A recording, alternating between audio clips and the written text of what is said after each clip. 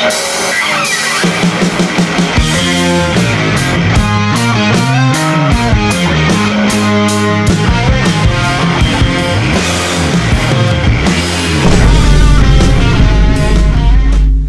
mga tol? Share ko sa inyo yung bagong member ng mga parakeets na inaalagaan ko. Okay, itong maliit na parakeet na to, nahulog to dun sa nest, and then paghulog niya, dun namin na-discover na ano pala to, albino. Pula yung kanyang mata. So meron siyang defect, may parang disability kasi yung kanyang paa ay splayed. Kumbaga magkahiwala yung kanyang paa. So plano ko instead na hayaan na lang namin at mamatay, pinili namin alagaan siya at pakita ko sa inyo yung development. So siguro i-cover ko sa vlog na to yung paano niya na-survive yung lahat ng pinagdaanan niya bilang maliit na ibon. Okay? So ayan, nilagay ko lang siya sa maliit na container na to. And then dyan muna siya kumakain. Hirap kasi siyang kumain gawa ng hindi siya makatayo talaga properly So nilagay ko muna siya sa maliit na container na to. Tapos papakita ko sa inyo yung splayed na niya, yung paa niya. So kukunin natin siyang ganyan. Tapos papakita ko sa inyo. Ayan, di ba? Kung papansin nyo, magkahiwalay yung kanyang mga paa. Para siyang pilay.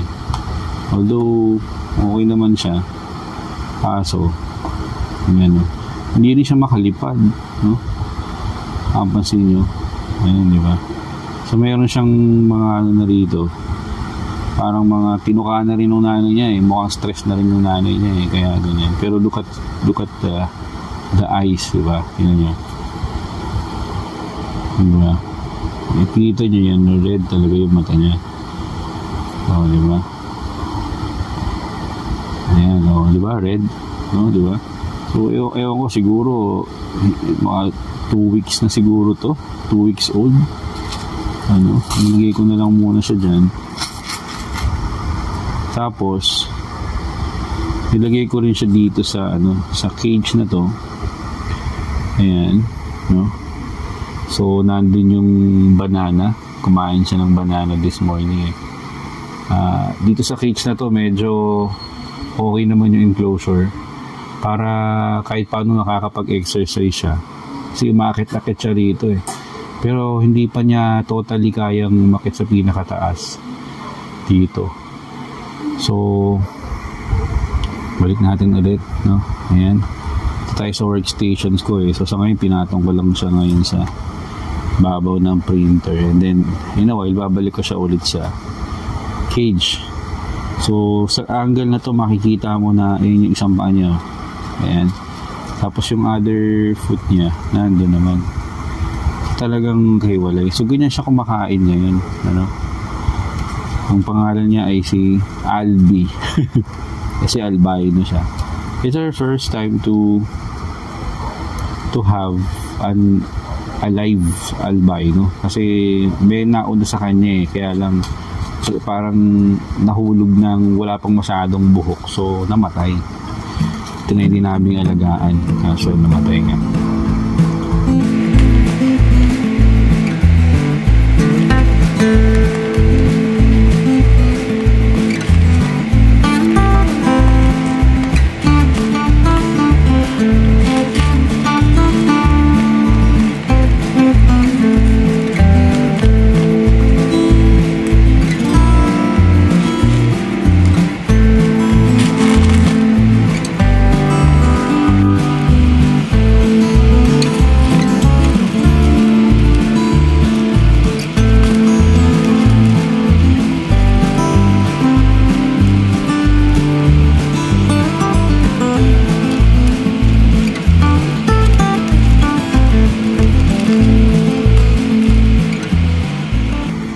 So yun mga tol, yun yung si Albi, yung bagong lineup na member namin dito sa mga parakeet na inalagaan namin. So siguro I'll be posting some development videos, kung paano siya, kung paano mangyayari sa kanya. Kasi it's my first time to do this.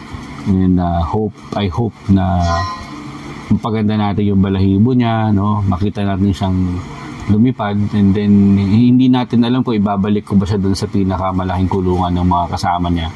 Kasi baka yun nga kasi na-stress din yung mga kasama sa kanya kasi nga kakaiba siya may defect siya So again, hindi naman ako expert pagdating sa ganito. Just someone trying to mag-alaga ng mga parakeets. Okay? So kung may comments kayo or any suggestion kung paano ko maalagaan tong ibon na to, mag-comment lang kayo. Okay? Salamat.